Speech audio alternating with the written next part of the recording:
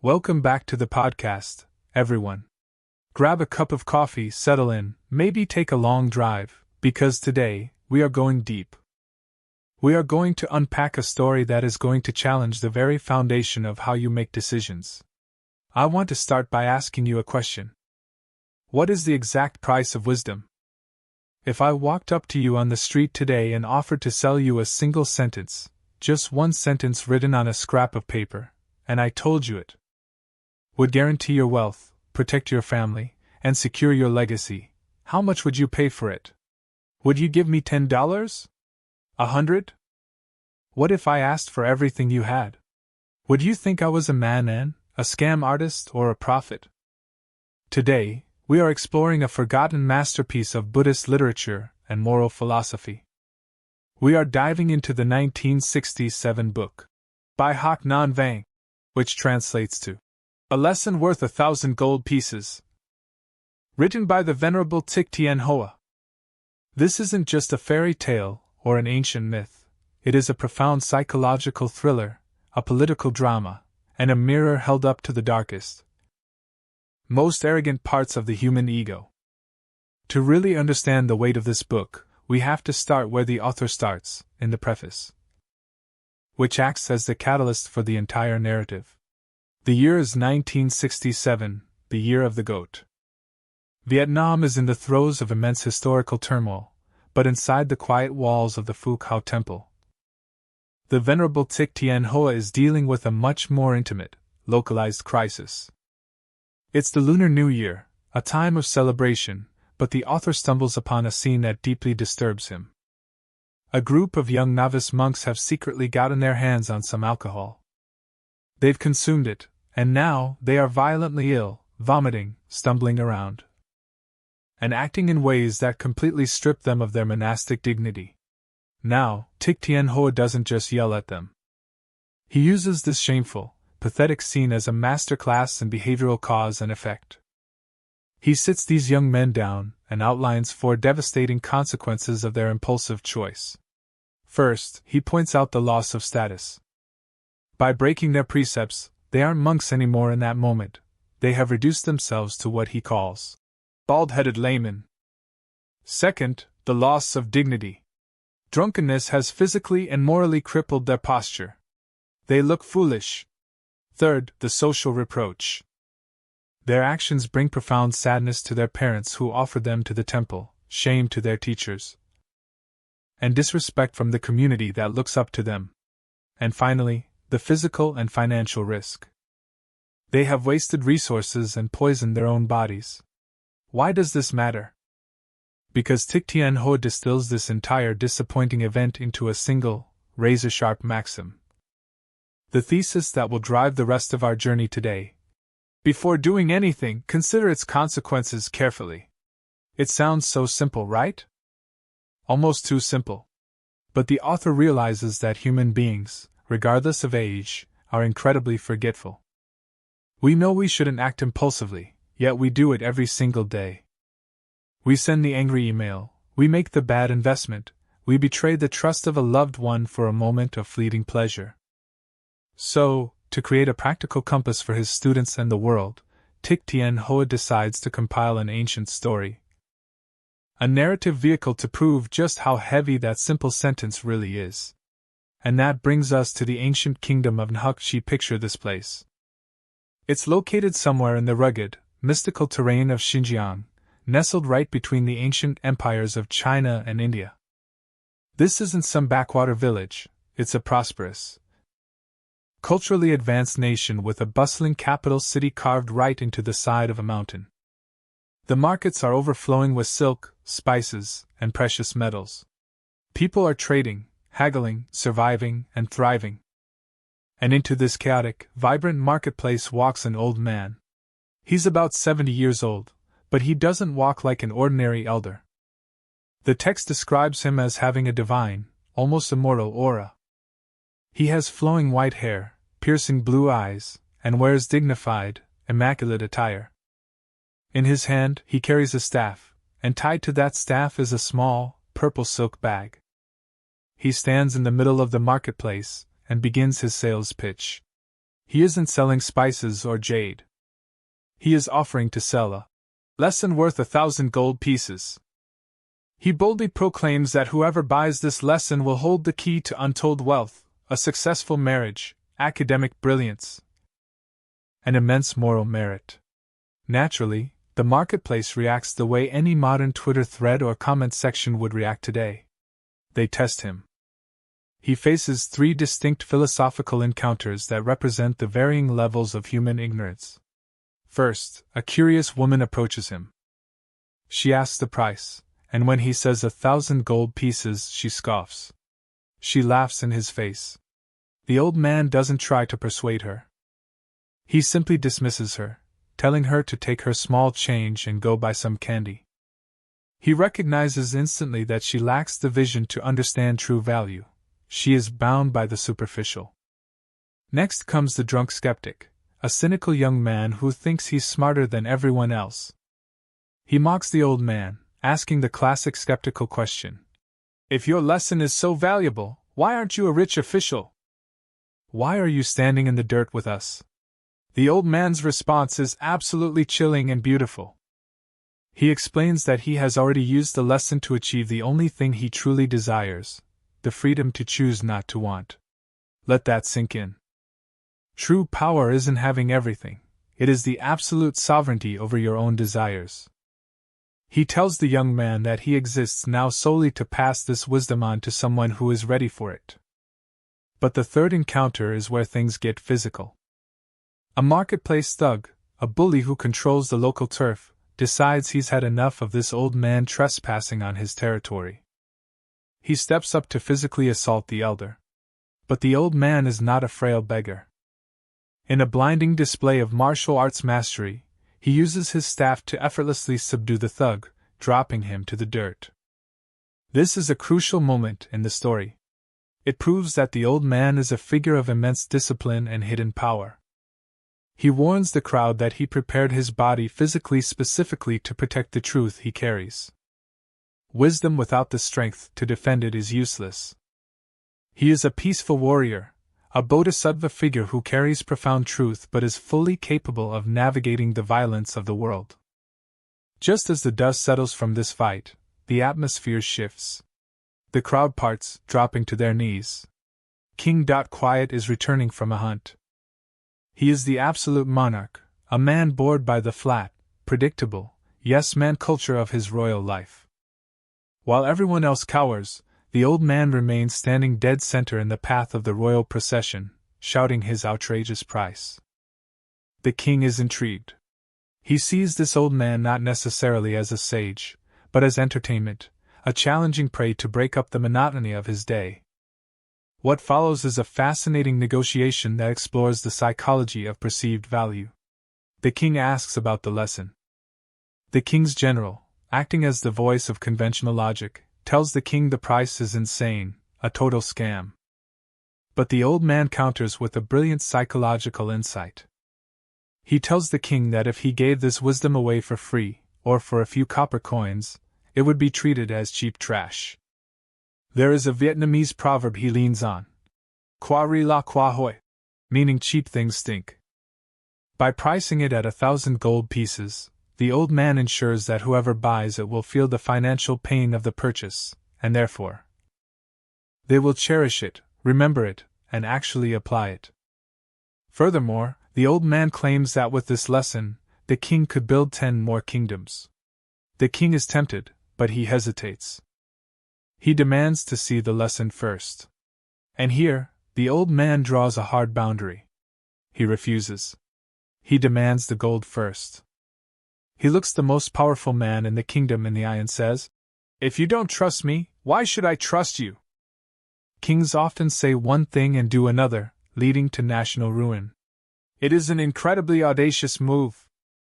The king, deeply impressed by the old man's fearlessness, and by his physical strength.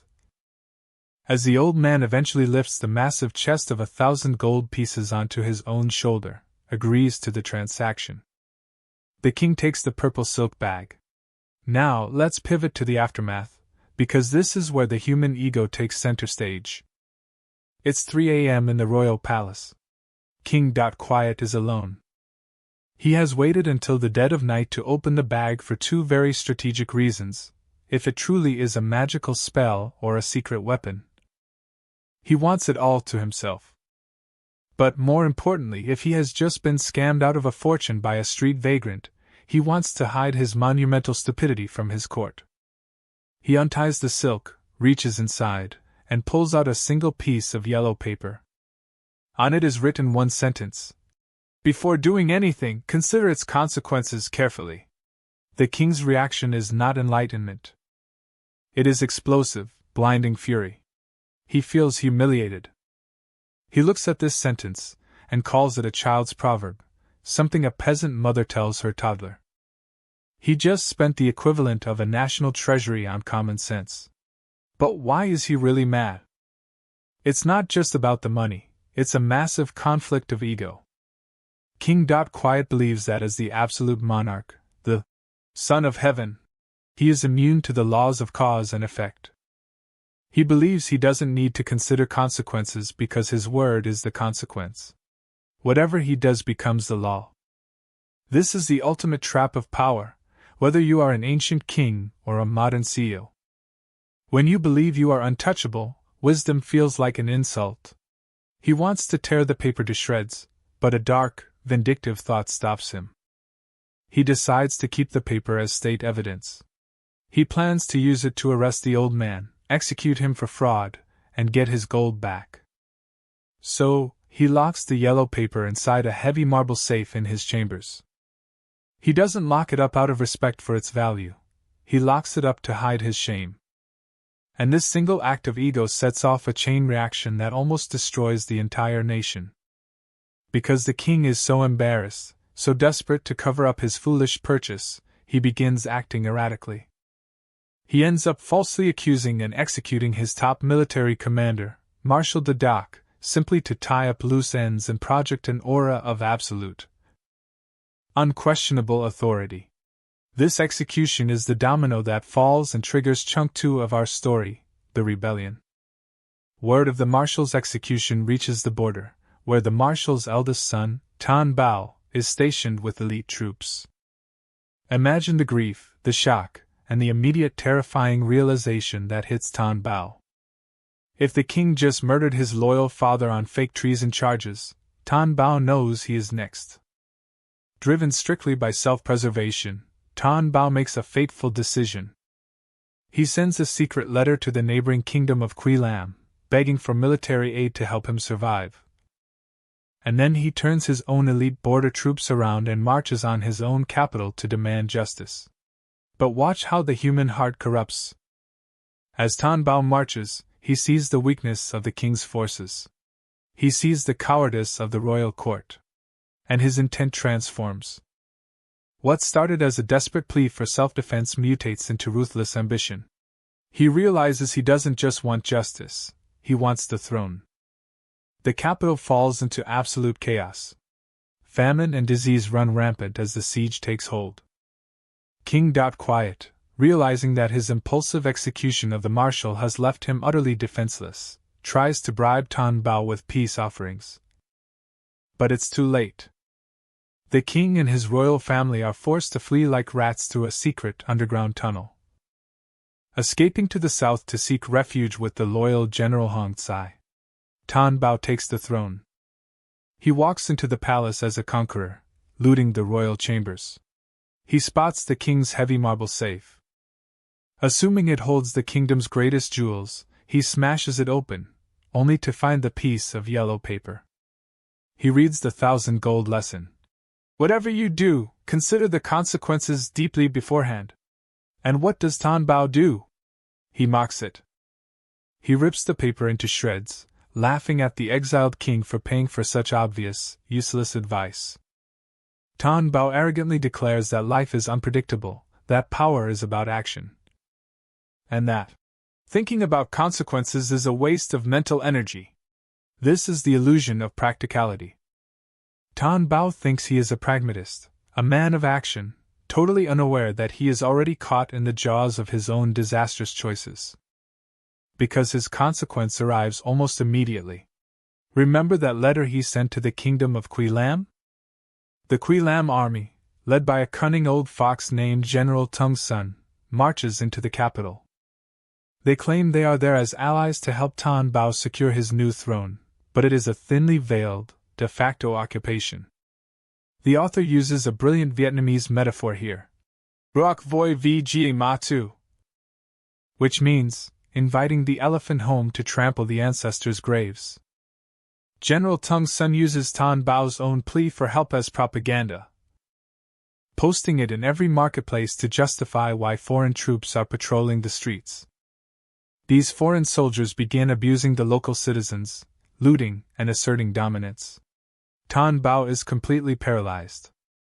He is trapped in a strategic stalemate of his own making. He cannot fight the foreign army because he invited them, and he needs them to hold off the exiled king. But by letting them stay, he loses the respect and loyalty of his own people. He sold his nation's soul for a temporary crown. But justice, and the true sovereignty of the nation, still has a pulse. Down in the south, General Hong Tsai, representing the legitimate government, launches a brilliant, nationalist counteroffensive. He leverages the people's absolute hatred for the foreign invaders. Through tactical brilliance, he cuts the Kui Lam army in half and slaughters them. Tan Bao, blinded by his desperate grip on his fake royalty, refuses to surrender and is eventually captured by the very people he claimed to rule. This brings us to one of the most powerful scenes in the entire book. A grand execution is prepared in the newly liberated capital. Tan Bao is brought to the chopping block. King Quiet is back on his throne, watching. Tan Bao remains defiant to the end. He looks at the king and says, "The only difference between a king and a rebel is who wins the war." But right before the blade falls, Tan Bao asks for one final request. He asks to step forward and whisper his dying regret into the king's ear. We don't hear what he says immediately. But after he whispers it, the king's face goes pale. In a move that shocks the entire kingdom, the king raises his hand and halts the execution. General Hong Tsai is furious. He demands to know why the king is sparing a traitor who burned the capital to the ground.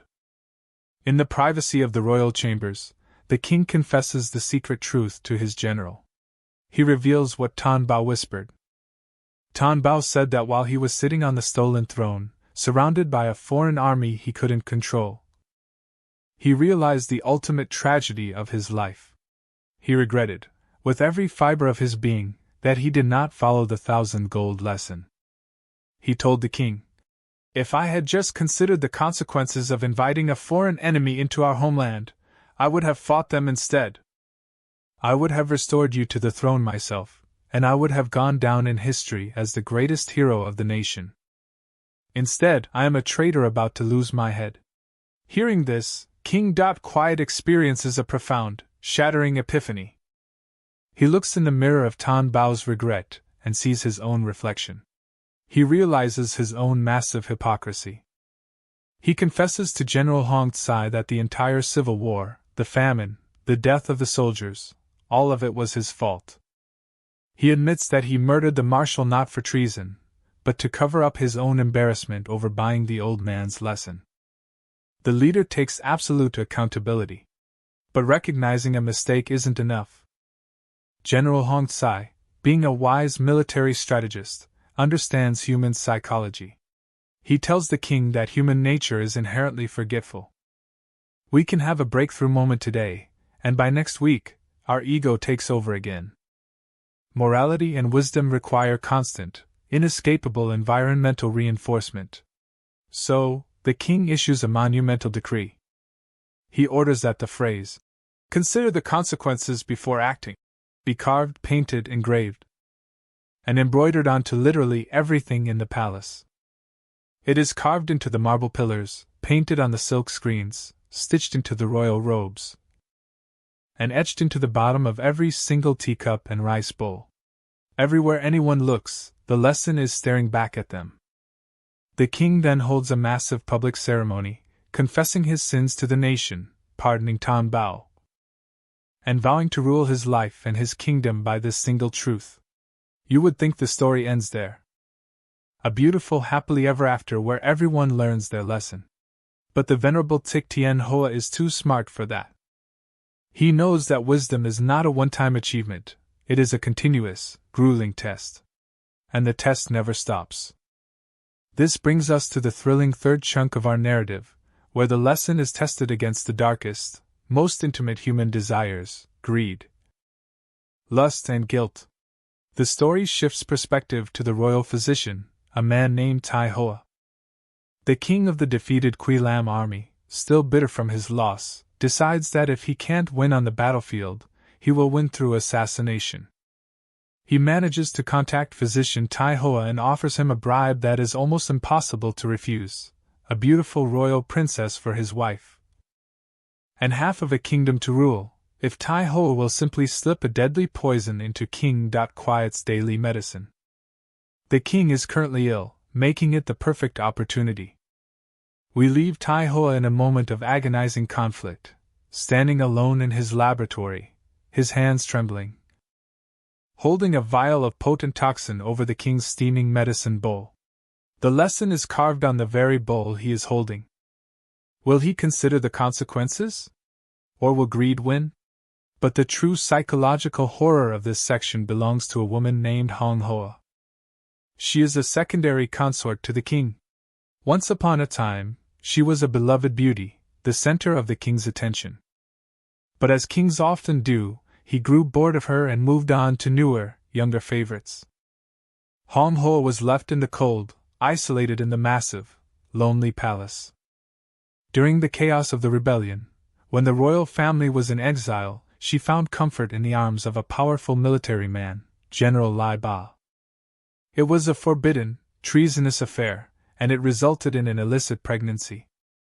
Now they are back in the restored palace, and Hong Hoa is trapped in a waking nightmare.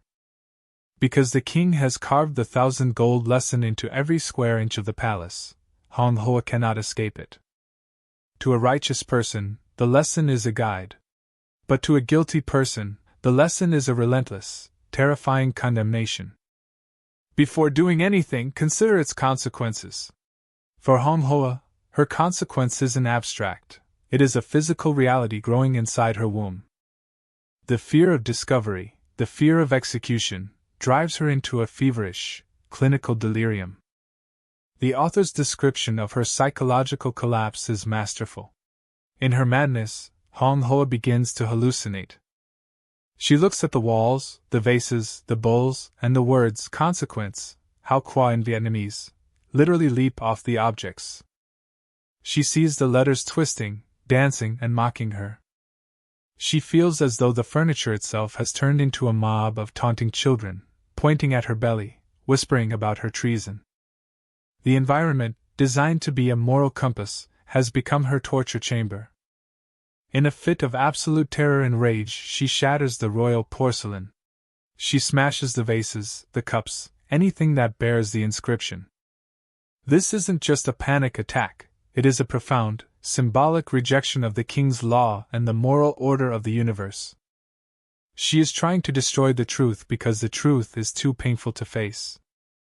Hearing of her deteriorating state, her lover, General Lai Ba, sneaks into her quarters through a secret tunnel. Now you might think he is coming to comfort her, to take responsibility. But Lai Ba is described as having a deeply poisonous, self-serving ambition.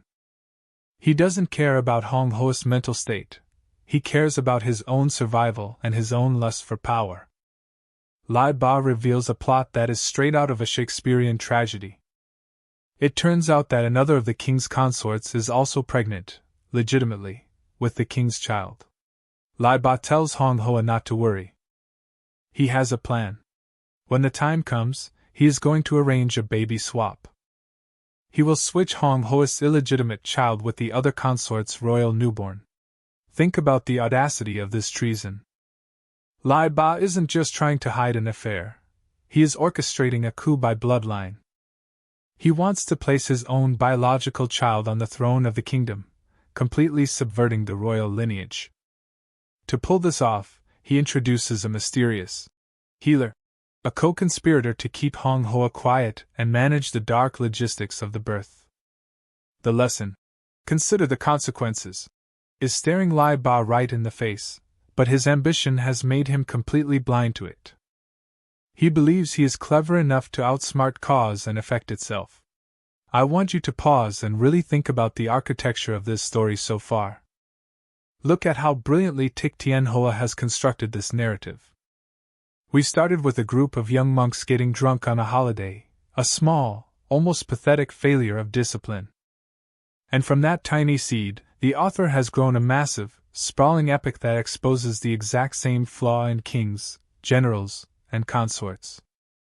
The old man in the marketplace tried to tell us. He charged 1,000 gold pieces not because the words were magical, but because he knew that human beings do not value what is freely given. We only pay attention when it costs us something. King Quiet paid in gold, but he didn't really learn the lesson until he paid in the blood of his soldiers and the near loss of his kingdom.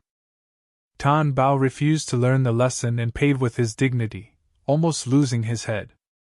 General Lai Ba and consort Hong Hoa are currently ignoring the lesson, trying to manipulate reality, setting themselves up for an inevitable, catastrophic collapse.